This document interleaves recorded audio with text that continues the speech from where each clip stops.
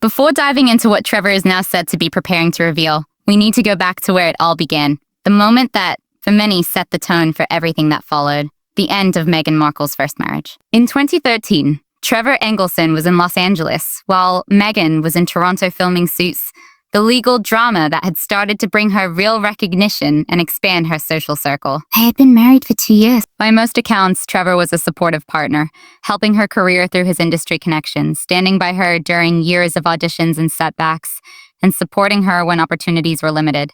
Then, one day, a package arrived by registered mail. Inside it were Meghan's wedding and engagement rings.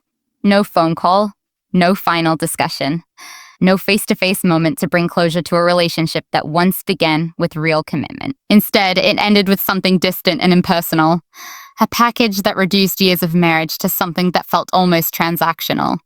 The rings were sent back in an envelope, and just like that, it was over. No explanation, no closure. Take a moment to think about what that actually says, because how a relationship ends can reveal just as much as why it ends.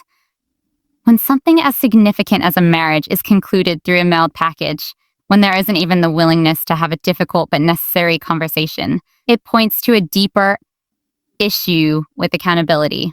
It suggests a mindset where people can be treated as steps along the way, rather than individuals deserving of basic respect. Trevor, by most accounts, was completely blindsided. There was no warning, no build-up, no real explanation. One day, he was in a committed marriage, invested in a shared future. The next, he was left holding 2 rings, trying to make sense of a gesture so detached it hardly felt like a goodbye at all. Those who knew the couple during their time in Toronto have described the period leading up to the split as something more deliberate, a gradual social shift. As Suits gained momentum and Meghan's public profile began to rise, her social circle started evolving. Longtime friends, people who had known her before the spotlight, slowly disappeared from her life. In their place came influential Canadian elites, well-connected figures, and individuals who offered something beyond loyalty. Access. Access to a broader, more powerful world that extended far beyond cable television and even Hollywood itself. Trevor, according to multiple accounts, was left behind, not just geographically, with her in Toronto and him in Los Angeles, but emotionally as well. He represented a chapter of her life that existed before reinvention. And as we'll see, that is exactly what makes him such a significant figure in the narrative she has spent years shaping. The vision board and the $100 million miscalculation. This is where the story takes a turn that even seasoned observers didn't fully anticipate. And this is where things become especially important, because this particular claim is reportedly what has triggered serious concern within Meghan's public relations circle. During her interview with Oprah Winfrey, Meghan stated that she had no real understanding of who Prince Harry was before they met. She described their relationship as something organic. 2 people brought together unexpectedly, connecting on a human level without pretense. But individuals who were part of her inner circle during her years with Trevor tell a different story. According to sources, there have long been whispers about a very specific kind of vision board, not a general one filled with hopes or abstract goals, but a focused, intentional one. And at its center, allegedly, was Prince Harry himself.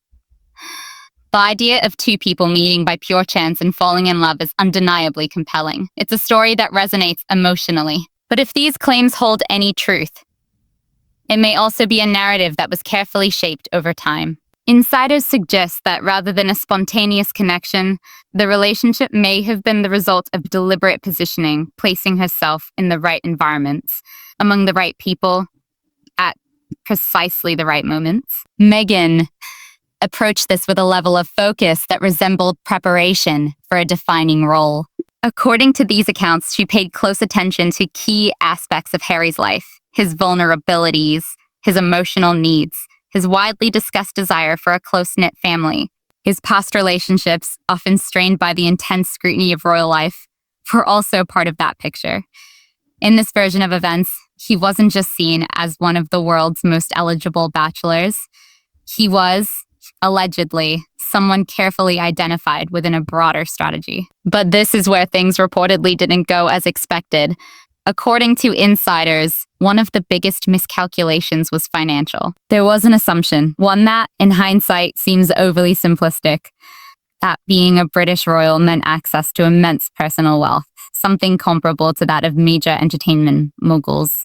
The reality, however, is far more complex. Royal finances are structured, regulated, and tied to institutions, trusts, and public accountability. They don't function like private fortunes with unlimited liquidity. And when that reality became clear, when expectations met financial limitations, it reportedly changed everything. Some believe this disconnect explains much of what we're seeing today in Montecito in 26. The lifestyle ventures, the product launches, the attempts to build a commercial brand, all introduced with strong ambition, but also with increasing urgency. These efforts in this interpretation aren't just passion projects. They're attempts to generate the level of wealth that was once assumed to come naturally with a royal title. And according to these same sources, Trevor Engelson may have insight into exactly when and how those expectations were formed. Harry's shock, the man behind closed doors, while Meghan's team is said to be operating in full damage control mode, Prince Harry's reaction has reportedly been very different, and perhaps even more telling. Harry, according to most accounts, isn't reacting with anger in the same way Meghan reportedly is. He isn't making threats or rushing to assemble legal defenses. Instead, his response appears far more revealing. He is said to be deeply embarrassed. Not just slightly uncomfortable, but visibly and profoundly shaken by the weight of that.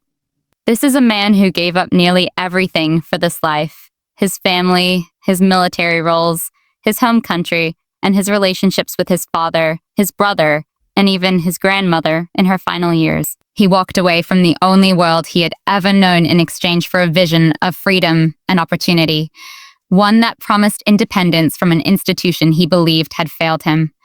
Now, that vision is reportedly unraveling in full public view. Sources close to the Montecito residence describe Harry in 2026 as emotionally drained. Not just tired, but worn down on a deeper level. A man who spent years standing as the protector of a narrative he believed in, only to find himself increasingly unable to defend it. There are also reports suggesting a growing distance in their daily lives. Harry is said to be spending more time in separate parts of their home, focusing on his own initiatives, particularly the Invictus Games, and making efforts to reconnect with parts of his past. To some observers, it almost looks like he is quietly trying to rebuild a sense of identity that feels more familiar. What was once speculation about distance between them is now described by insiders as routine. Separate appearances at charity events, independent business engagements, public outings that appear carefully managed, almost like coordinated arrangements rather than spontaneous moments shared by a couple. The image of a united power couple hasn't just weakened, it has, by some accounts, been quietly set aside, with both individuals navigating the situation in their own separate ways. Then there's the situation involving his father, King Charles III. In April 2026, the king made an official trip to the United States, sparking intense speculation. Many wondered if this could be an opportunity for reconciliation. Perhaps even a chance for him to reconnect with his grandchildren after years of distance. Harry reportedly reached out with a handwritten letter, a notably personal gesture, expressing a strong desire to rebuild that relationship. The response, however, was said to be formal and final. No meeting would take place. The visit was strictly official. The door, once again, remained closed. For Harry, insiders suggest this was a deeply painful moment. He had reportedly held onto the belief that reconciliation was still possible, that despite everything, there remained a path forward where his children could have a... When he shared his disappointment, sources claim the reaction he received from Meghan was not one of shared grief, but rather a shift in focus. It was reportedly suggested that the palace's stance was tied to outside pressures, specifically rumors surrounding Trevor Engelson's potential memoir, and that it was part of a broader effort to undermine her current ventures. At this point, insiders say Harry pushed back. He is reported to have asked her to stop attributing the situation with his father to Trevor. For someone who has consistently defended her over the years, this reportedly marks a notable shift, a boundary being drawn.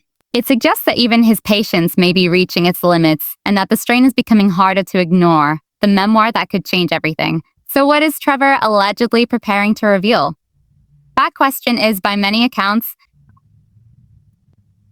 weighing heavily on those closest to Meghan. What makes this potential memoir so significant is that Trevor wouldn't need to invent or exaggerate anything. He was present for it all. He experienced it firsthand. He has access to the timeline.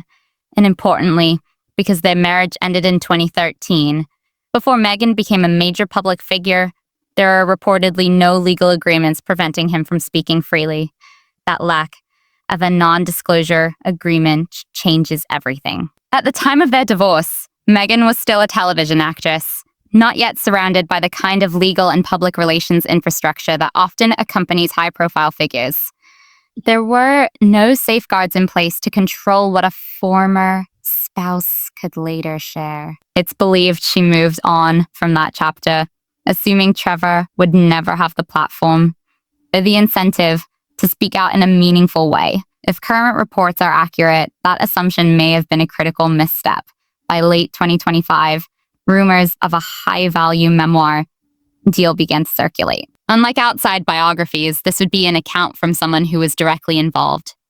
Someone who experienced those years up close. Sources claim he may have access to personal correspondence, emails from their time in Toronto, and photographs from what some insiders have referred to as the FedEx period. Materials that could provide context to a relationship that has largely been absent from Meghan's public narrative. Some of the more controversial claims reportedly go even further, touching on sensitive and widely debated topics surrounding their family life, areas that, for years, mainstream coverage has largely avoided, often dismissing them as speculation rather than verified. But Trevor Engelson occupies a uniquely significant position when it comes to this issue. According to certain sources, there are claims that during his marriage to Meghan, he may have undergone a medical procedure, one that could have had serious implications for their ability to have children together. If those claims are true, and if documentation exists to support them, then the consequences go far beyond personal discomfort or embarrassment. They begin to raise questions about official narratives in a way that no rumor or tabloid speculation ever has before. Because this time the information wouldn't be coming from distant observers or online theorists. It would be coming from someone with direct, first-hand knowledge. This wouldn't be gossip. It wouldn't be second-hand speculation. It would potentially be a direct account from a man who is legally married to Meghan Markle, backed by records and verifiable history. And if that account were to challenge widely accepted details about the births of their children, the implications could extend well beyond reputation. They could touch on constitutional matters, placing the royal institution in an extraordinarily complex position. Not just a personal issue, not just a media storm, but something with broader institutional consequence. Reports suggest that Meghan's legal team has been working intensively to find any possible way to prevent such a memoir from being published, exploring cease and desist strategies, potential injunctions, and any legal angle that might offer leverage. But without a non-disclosure agreement, and with someone who has maintained credibility through years of silence, those options are said to be limited and narrowing quickly. The brand collapse and the shift toward a new narrative. While the situation involving Trevor continues to develop behind the scenes, the public-facing challenges have been unfolding on their own timeline, and in a way that feels almost inevitable. The launch of American Riviera Orchard was intended to mark a major commercial comeback. It was positioned as a lifestyle brand that would establish Meghan as a modern tastemaker, something in the mold of figures like Gwyneth Paltrow or Martha Stewart, combining a royal background with entrepreneurial ambition. Introduced in mid-2025 through a carefully controlled soft launch, the idea was to build anticipation before a larger rollout. Instead, the response leaned heavily towards skepticism. Early attention focused on premium-priced products, particularly jars of jam, which quickly became a talking point. Even supporters questioned the pricing, and that initial reaction set a tone the brand struggled to move past. At the same time, trademark applications reportedly ran into repeated obstacles. And despite a polished social media presence, a central question remained unanswered. What exactly was the brand offering, and who was it meant for? By early 2026, a rebrand quietly emerged. American Riviera Orchard was replaced with As Ever, a name Meghan described as reflecting continuity, as it's always been. Critics, however, interpreted it differently, seeing it as an attempt to distance the project from a difficult launch and reset public perception. Then came another challenge. Shortly after the As Ever debut, officials from a Spanish town, Guerras de la Frontera, noted similarities between the new logo and their historic coat of arms.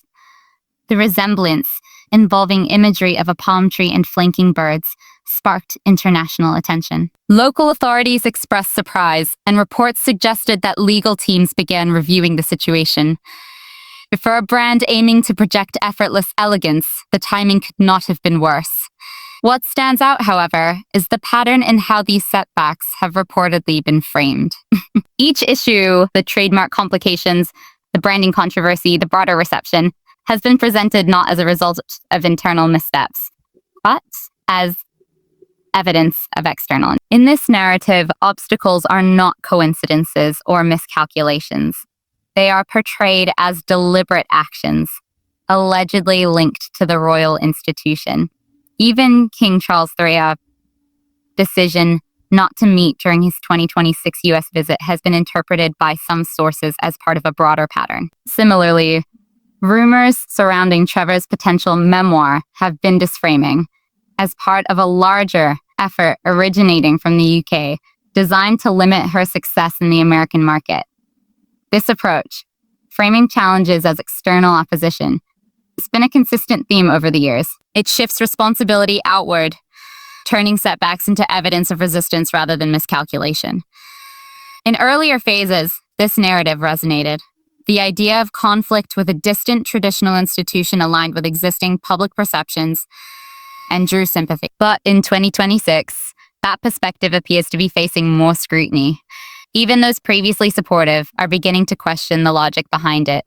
Why would a monarch managing national responsibilities, including serious health concerns, why would significant institutional resources be directed towards something relatively niche on the global stage?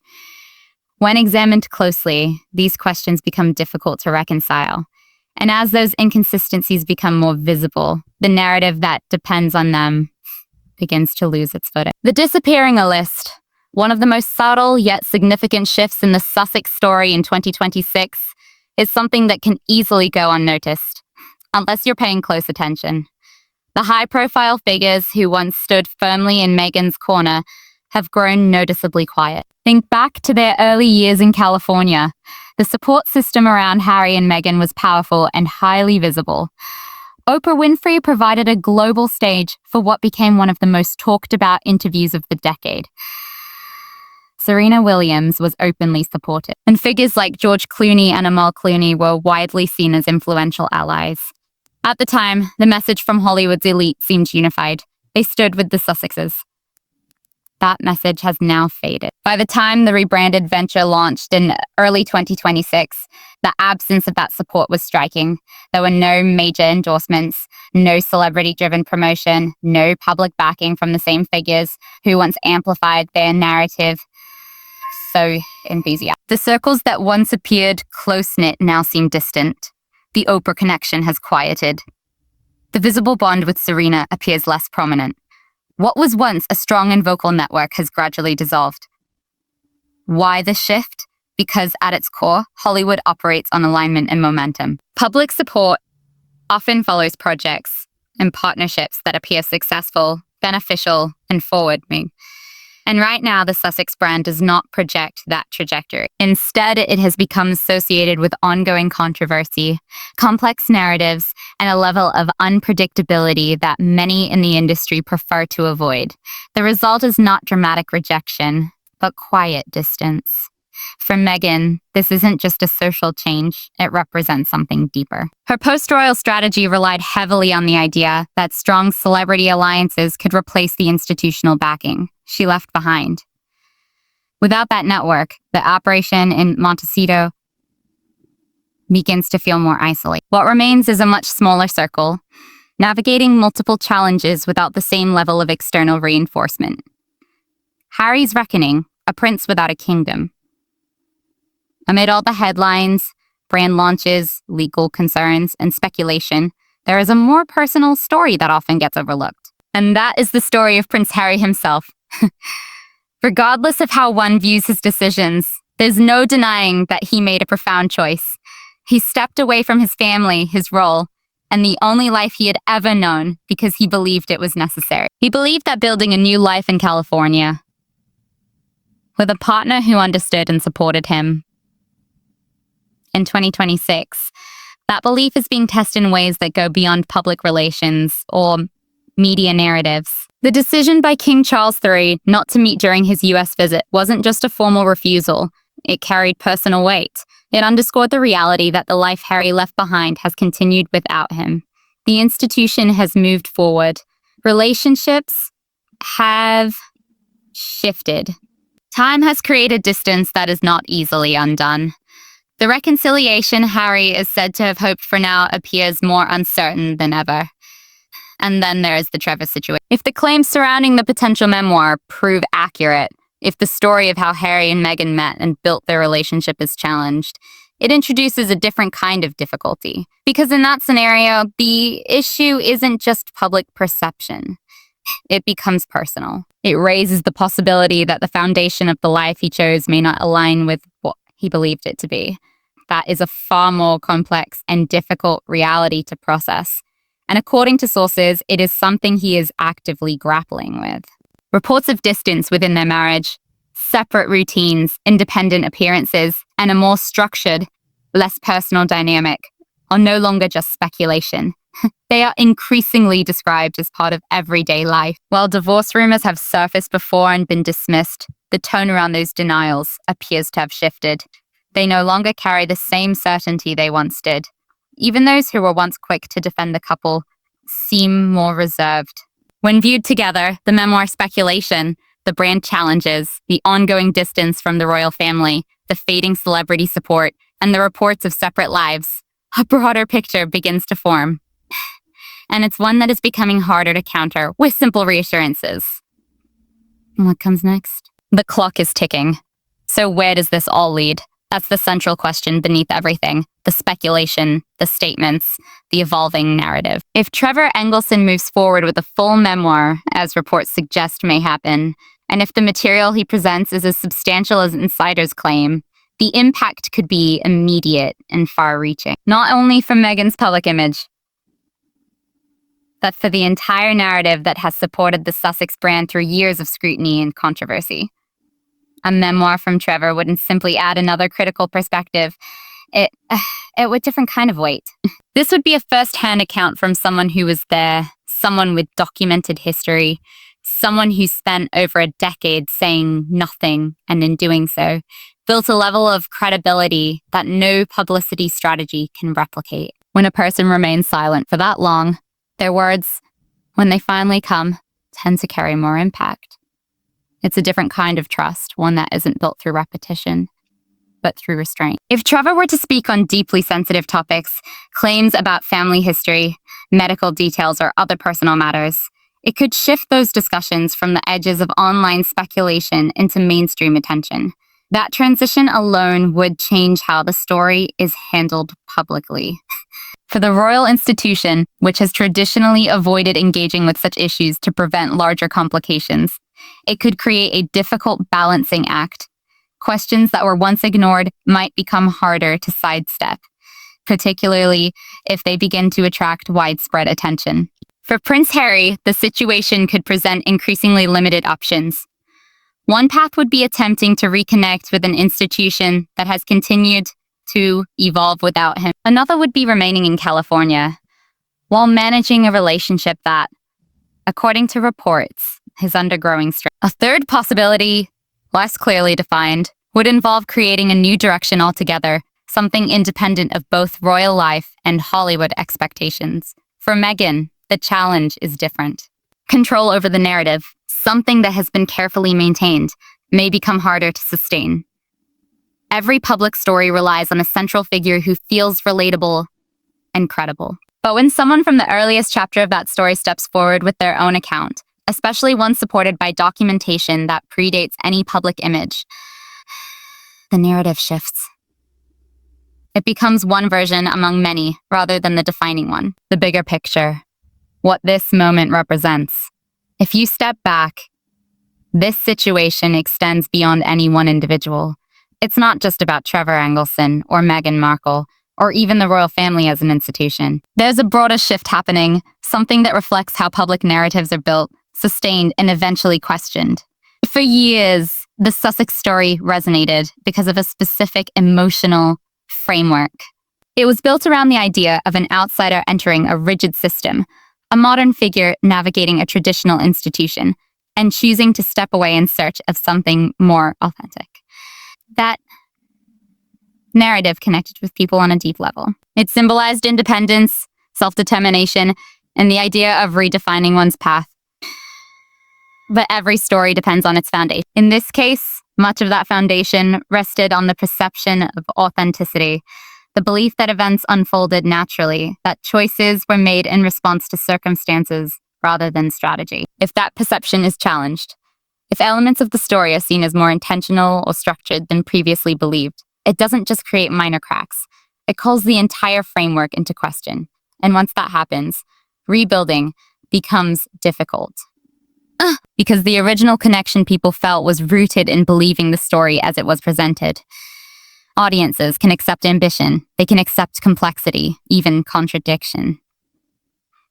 What they struggle with is the idea that what they believed may not have been entirely genuine. That is where the real impact lies, not just in specific claims, but in the possibility of a broader reevaluation, moment where people revisit everything, the Oprah interview, the documentaries, the memoirs, the business ventures, and begin to question what was organic and what may have been carefully shaped. That kind of shift isn't something that can be easily managed or redirected. Once it begins, it tends to take on a life of its own. And in 2026, it appears that process may already be underway. Trevor Engelson spent more than 10 years remaining silent. During that time, he watched from distance as someone he once shared a life with became one of the most talked about and polarizing figures in the world. He saw his own role gradually disappear from the public version of events. Meanwhile, he built a new life for himself, one defined by stability, privacy, and distance from the spotlight. In an era where people often speak quickly and publicly, that level of restraint is rare. But silence, as we've seen, doesn't last forever. The question now isn't whether Trevor will share his side of the story. The real question is how much he will reveal, when it will happen, and how much of what Meghan and Harry have built can withstand the fallout. As for Prince Harry, sources suggest his reaction isn't staged or performative. It's deeply personal. This is described as the kind of shock that comes from seeing the foundation of your reality begin to shift. He made a life-altering decision based on a belief in a certain version of events, and now that version is being challenged by someone who knew it long before it became public. It places him in an incredibly difficult position. The man who walked away from everything for a story is now watching that story being questioned at its core. And Meghan, by all accounts, is facing pressure on multiple fronts at once. The business struggles, the branding controversies, the legal concerns, the absence of strong public allies, the reported strain in her marriage, and the looming possibility of a memoir. Each issue seems to lead to another, creating a cycle that becomes harder to manage. Our public image has long been built on reinvention, on the ability to reshape the narrative and move forward. But Trevor Engelson represents something different. He was there before any of that transformation began. He remembers the earlier chapters, the parts that came before the global spotlight. And now, it appears the world may hear that version as well. If you've followed this story from the beginning, if you've seen how it started and how far it's come, then you understand why this moment carries weight. What do you think? Could Trevor's account reshape the public conversation? And if a memoir does emerge, what path does Prince Harry take next?